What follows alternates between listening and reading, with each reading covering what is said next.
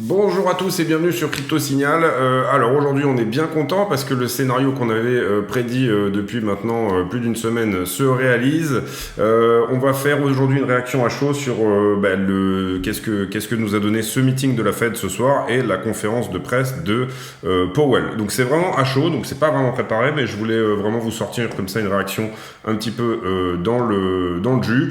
Vous voyez ici que pour le prix de Bitcoin hier j'avais plus ou moins dit qu'on allait faire un petit dip avant de repartir, c'est plus ou moins ce qui s'est passé, et là on a cette cassure de biseau, donc maintenant on peut décaler ici cette cassure de target ici, et on a effectivement cassé après temporisation légère pendant la journée cette espèce de résistance qu'on avait au 39,2. Pour l'instant le prix se balade autour des 39,40, c'est plutôt une bonne chose. On va commencer aujourd'hui, bien entendu, par les news. Les news, concrètement, moi, si je devais décrypter et alors, excusez-moi, j'ai plus le Wall Street Journal, je sais pas pourquoi, je vais vous le remettre ici. Donc, on va faire comme ça. Hop. Hop. Hop, ok. Donc, du coup, Powell qui nous dit que ça sera une hausse de un demi-point, et il y a plusieurs choses qui sont intéressantes, ce qu'il a dit dans sa conférence de presse. J'ai pas terminé les Q&A exactement, tout simplement parce que je voulais être sûr de vous faire une réaction à chaud. Cependant, on a une hausse de 0,5 comme c'était prévu et comme c'était prévu par le marché. Powell nous dit également que les prochains meetings, donc ça c'est plutôt cool, les prochains meetings, on aura des hausses de 0,5 probablement encore 2 fois de suite. À ça, on lui pose la question, mais est-ce que vous allez monter les taux à un moment donné de 0,75 sur une seule hausse ou pas? Et il a totalement écarté la possibilité de le faire. Donc pour l'instant, on sait où on va pendant les 2-3 prochains mois. On va aller regarder ici, vous voyez, quels sont les prochains meetings de la Fed. Et les prochains meetings de la Fed, concrètement, j'ai redémarré l'ordi, donc du coup ça risque de... On en a un le 15 juin, là on a fait celui du 4 mai, et un le 27 juillet. Donc juin-juillet, on sait déjà qu'il y aura des hausses de 0,5 et 0,5, et ça nous a été donné par Jérôme Powell comme confirmé. Maintenant vous voyez que petit à petit ici, ces pourcentages vont changer en fonction de ce que pense le marché, et probablement on aura une majorité de gens ici qui vont targeter les 0,5. Donc du coup là on doit être à 1%, donc on sera probablement ici avec un pourcentage assez important, entre 1,50 et 1,75 pour la prochaine hausse de taux, les 2 prochaines hausses de taux. D'accord ? Donc ce qu'il a été dit dans cette conférence de presse également, c'est en gros, pour faire simple, Powell nous a dit l'inflation c'est mal et un marché du travail fort en ce moment, le marché du travail est fort, donc on peut remonter les taux à la façon dont c'était prévu. Donc du coup il nous a dit pourquoi il y a de l'inflation, c'est pas ma faute, c'est surtout à cause de la Chine et la Russie, c'est pas du tout parce que les États-Unis ont imprimé 46 000 $ par ménage américain l'année dernière. Il a pas dit ça, hein, bien sûr, ça c'est moi qui vous le rajoute, mais c'est à cause des autres pays, c'est pas nous. Donc concrètement, voilà ce qu'il a été dit. Il a été dit effectivement, on va faire du tapering, c'est-à-dire diminuer notre balance sur les assets, qu'on avait acheté, pendant très longtemps. La Fed a accumulé des assets. En fait, l'idée était d'imprimer de la monnaie pour pouvoir acheter directement des assets, à savoir des obligations ou des créances hypothécaires dont personne ne veut en fait, puisque comme les taux sont très bas, personne n'en veut, et c'est une partie de la politique monétaire que de les racheter directement sur le marché. Ça s'appelle le quantitative easing, et en fait ça a été beaucoup utilisé depuis la crise asiatique en 97. C'est le Japon qui a commencé, et puis depuis toutes les banques centrales s'y mettent. À partir de là, donc important, 2 prochaines hausses de taux à 0,5, donc c'est ce qu'avait pricé le marché, et ensuite non à 0,75. Et ça c'est très important, ça veut dire qu'on n'aura pas de FUD quand les minutes de la Fed vont être proposées par exemple, etc. On n'aura pas de FUD qui nous dira que les hausses finalement qu'on avait parlé de 0,75, etc. On sait complètement que ça ne sera pas le cas. Vendredi on aura des infos sur le chômage aux États-Unis. Ici ils ont parlé de 3,5% de chômage, et en fait Powell explique qu'il y a une très forte demande, il y a des postes vacants et qu'ils espèrent que les gens vont finalement pivoter vers ces postes vacants et que donc du coup le chômage va rester à peu près le même malgré cette hausse de taux. En ce qui concerne le quantitative easing, j'ai le sentiment qu'ils ont annoncé un nouveau, un nouveau plan, c'est-à-dire que au départ, la Fed devait, et là vous voyez que c'était à 2h06, la Fed devait réduire de 95 millions par mois, 95 milliards par mois, excusez-moi, et là j'ai l'impression dans les chiffres qu'il a donnés qu'on est plutôt sur des targets plus basses, c'est-à-dire que cet article est sorti avant sa conférence de presse, avant ses Q&A, et ici nous a plutôt parlé de 17,5 milliards, là vous voyez 60 milliards sur les treasuries, et en gros il a parlé de 30 milliards et 35 milliards sur les bonds, les mortgages, donc tout ce qui est sécurité, etc. Et ici, pour moi, il a parlé de 17 milliards. À vérifier quand même sur ces histoires-là, mais ça paraîtrait beaucoup plus bull que ce que le marché anticipait pour sa part. Donc globalement, c'est franchement plutôt bullish à ce niveau-là. Ensuite, bien évidemment, le prix qui est sorti du biseau, hein, le prix s'est libéré de cette narration de attention, Powell pourrait nous sortir un 0,75, pourrait nous sortir quelque chose que l'on n'avait pas pricé nous dans nos prix. Donc le marché ici s'est libéré de cette narration. Vous voyez qu'on a une grosse force d'achat ici. Qu'est-ce que ça dit au niveau du momentum? Ça dit que tout simplement ici, attention, parce qu'en 30 minutes, on commence à avoir des divergences. Donc, le prix, là, pourrait commencer... Alors, en 1 heure, c'est pas le cas, mais en 30 minutes, on commence à avoir des divergences. Donc, ça, c'est quelque chose qu'il faut surveiller. C'est-à-dire qu'à partir de là, le prix pourrait corriger, éventuellement pullbacker ici les 39,2, voire venir, c'est pas du tout incohérent, de venir faire un pullback. Hein. Pour moi, on a 50% de chance de revenir pullbacker ici cette droite avant de repartir. Donc, pour ceux qui n'ont pas pris le train, vous avez 50% de chance de pouvoir le prendre à partir de là. C'est ma lecture des choses. Hein. Après, vous faites ce que vous voulez avec votre argent, bien entendu, je vous donne une lecture. Ici, vous voyez que le shop qui était bien chargé en daily est en train de se décharger, on a ici une rupture haussière, hein, c'est totalement le cas. Le momentum qui est en train de repasser en daily en bullish, on a un point d'achat bien évidemment sur le market cipher, et on a ici un nouveau W sur le RSI qui est en train de se créer. Bien entendu, hein, c'est le cas forcément toujours. Ici, ce W-là a pris forme. Vous comprenez que là, sur le RSI, on a un grand W qui est en train de se créer ici. Donc tout ça est plutôt encourageant, on va dire, pour un rebond. Moi, principalement, je tablerai d'abord sur un rebond qui nous donne la target du biseau, c'est-à-dire les 44 000. Et puis ensuite, on pourrait éventuellement, après une petite correction, une temporisation, aller chercher cette target-là qui est les 50 000. Si jamais on considère que... ouais, bon, ça on en parlera après, c'est pas le problème.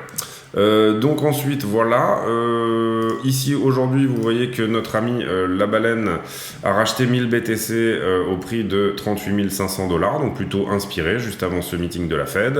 On va aller faire maintenant le sentiment et on va clôturer cette vidéo qui sera très rapide, mais c'était vraiment juste pour faire un point à chaud un petit peu sur qu'est-ce qu'il se passe. Ici, on a des gens qui veulent acheter plus bas, c'est-à-dire que s'il y a un retracement, on a des gens qui veulent acheter avec 110 bitcoins ici, 200 bitcoins ici, 300 bitcoins ici, 208 bitcoins ici.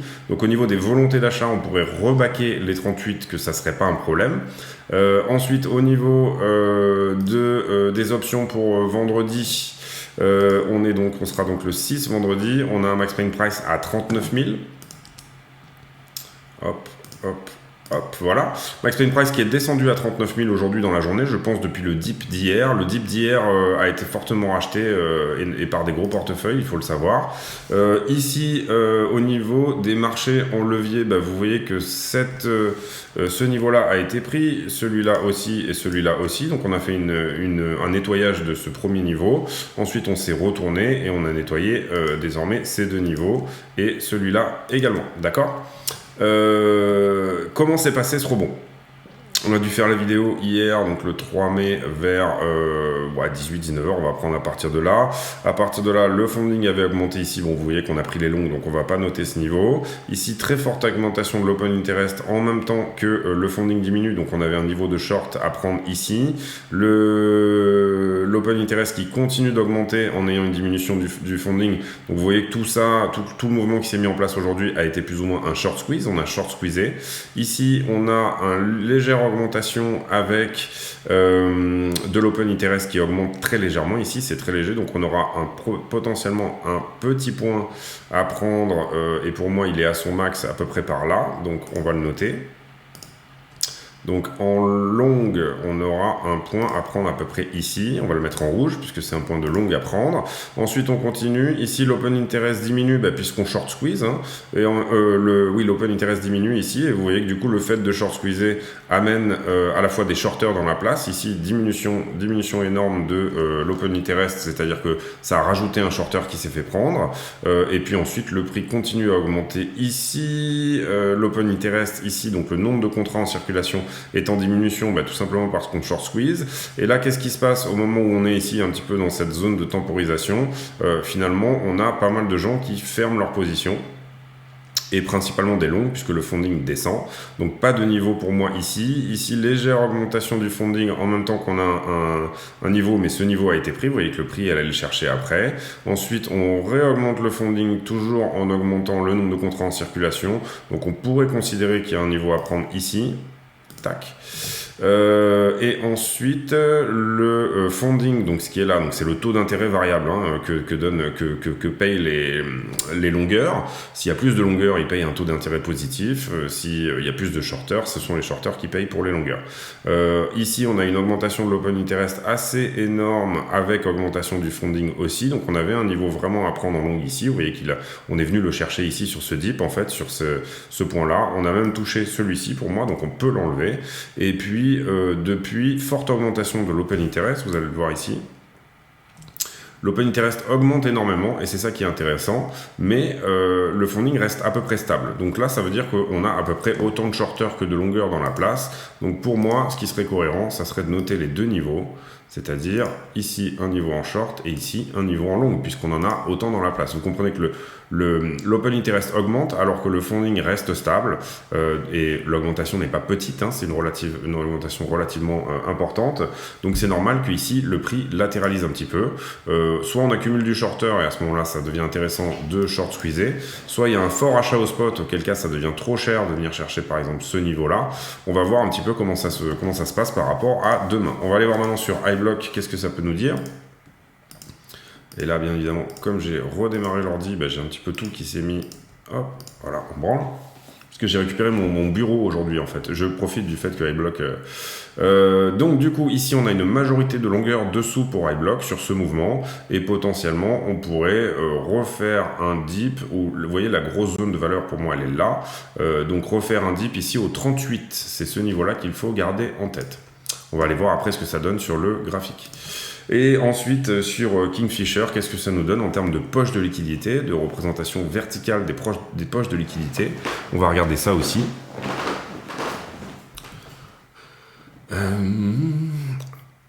Donc du coup il est un petit peu plus long, donc je vais continuer à vous parler de mon bureau peut-être, c'est-à-dire que mon bureau est super lourd et il a fallu le monter ici, donc du coup j'ai attendu un pote qui est venu me le monter.